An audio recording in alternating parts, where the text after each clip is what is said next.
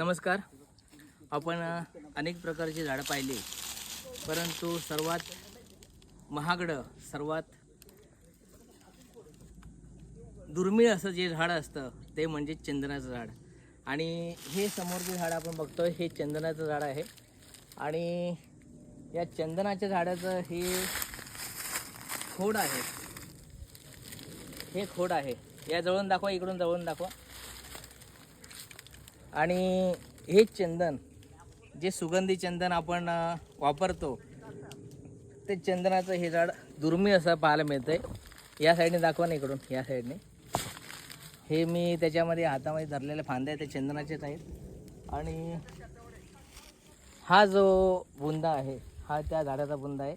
आणि हे काळं ब्लॅक चंदन आहे. आणि याचा मोठं झाल्यानंतर त्याचं खोड कटिंग करून ते अगदी 50 ग्रॅम 100 ग्रॅम अगदी खूप महागाने विकलं जातं.